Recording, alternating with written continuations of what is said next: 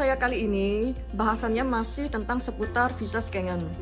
Jadi sejak saya membuat YouTube mengenai tips membuat visa Schengen dari kedutaan Prancis, sejak itu makin kesini makin banyak yang tanya kepada saya kenapa visanya ditolak. Terus terang, mengenai visa ditolak atau diterima itu, yang tahu hanyalah pihak kedutaan dan Tuhan saja. Jadi saya dan si pelamar sama sekali tidak akan tahu apa sebabnya visa bisa ditolak atau diterima. Tapi untuk meminimalkan visa Anda ditolak, maka berikut ini saya memberikan sedikit tips agar visa bisa diterima dan prosesnya menjadi lebih lancar. Jadi sekali lagi, traveling itu tidak melulu tentang uang, dan uang. Banyak orang yang beranggapan kalau saya punya uang banyak, visa saya pasti di-approve. Belum tentu juga. Itinerary kalian bagaimana? Lalu kemudian kelengkapan dokumen, konsistensinya, dan terutama kredibilitas kalian sendiri seperti apa, itu yang akan menjadi syarat utama dalam pengajuan visa. Ini saya bicara setahu saya dan apa yang menjadi pengalaman saya selama ini. Sebelum saya bicara tentang persyaratan-persyaratan, sebenarnya ada 3 hal penting yang harus kita perhatikan saat kita apply visa Schengen. Yang pertama adalah kredibilitas, kemudian sejarah perjalanan atau travel history, yang ketiga adalah konsistensi. Yang berkaitan dengan kredibilitas, itu misalkan adalah kita menjamin kedutaan bahwa kita di sana hanya untuk berlibur dan pasti akan kembali ke Indonesia serta tidak menjadi imigran gelap. Kemudian, apply-lah visa sesuai dengan tujuan kita. Kalau memang kita mau berlibur, apply-lah visa turis. Atau kalau memang mau bekerja, apply visa pekerja. Demikian juga kalau mau belajar atau mau tunangan, apply-lah visa tunangan atau visa pelajar. Dan kemudian, tidak ada catatan kriminal atau perbuatan-perbuatan aneh atau tidak pernah dideportasi dari negara lain atau negara anggota-anggota Schengen lainnya.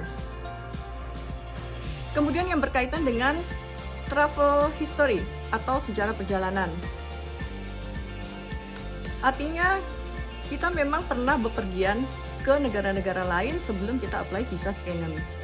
Atau kalau misalkan memang jarang bepergian, lebih baik ikut grup tour atau mengapply dari travel agent. Travel agent biasanya bisa membuat rute perjalanan atau itinerary, namun kita juga harus mengikuti grup tour dari travel agent tersebut. Lalu kita juga harus konsisten, artinya di sini antara data-data yang kita tulis dan kita submit ke kedutaan itu harus sesuai dengan dokumen-dokumen yang kita serahkan ketika kita apply visa. Jadi sebaiknya tidak menimbulkan pertanyaan-pertanyaan dari pihak kedutaan.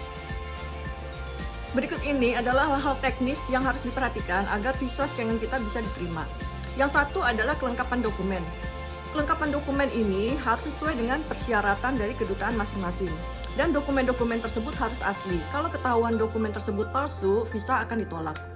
Lalu yang kedua, itinerary atau rute perjalanan. Rute perjalanan merupakan salah satu syarat penting kalau kita tidak ikut tour. Jadi kalau kita pergi sendiri, kita harus membuat itinerary sendiri dan kita harus tahu dari mana mau kemana dan naik apa ke kota-kota tersebut. Kemudian yang ketiga adalah rekening koran atau saldo tabungan. Memang kedutaan tidak pernah menyebutkan jumlah yang pasti, misalkan harus berapa puluh juta atau harus berapa ratus juta. Tapi biasanya minimal adalah 1 sampai 1,5 juta rupiah per hari, itu sudah termasuk akomodasi di hotel yang bukan berbintang. Perhatikan juga, jangan mendadak ada rekening yang masuk dalam jumlah sangat besar atau itu adalah rekening yang pasif atau tidak aktif. Hal ini akan mencurigakan dan menjadi tanda tanya bagi pihak kedutaan. Kemudian yang selanjutnya adalah jenis permohonan visa. Hal ini tidak bisa dicampur aduk karena bila tujuan kita berbeda, jenis visanya pun juga harus berbeda. Jadi sesuaikan jenis permohonan visa dengan tujuan Anda. Kalau misalkan memang ingin berlibur, apply-lah visa turis, bekerja, visa pekerja, lalu kalau mau belajar, visa pelajar, dan lain sebagainya. Bila tidak ada undangan dari saudara atau teman, sebaiknya bookinglah akomodasi dan jangan membooking hanya di awal perjalanan atau di akhir perjalanan saja, tapi dari awal sampai akhir perjalanan harus membooking hotel atau penginapan. Satu hal lain yang juga sangat penting adalah asuransi perjalanan.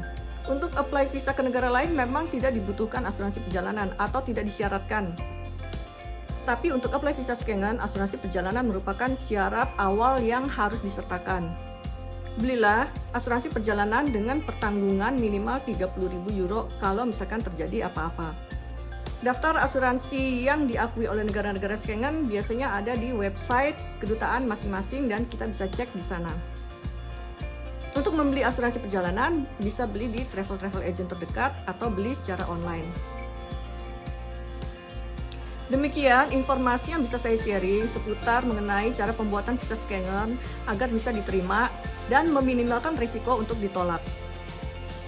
Semoga berhasil dan semoga video ini bermanfaat dan berguna bagi kalian. Silakan like, share, dan subscribe. Terima kasih.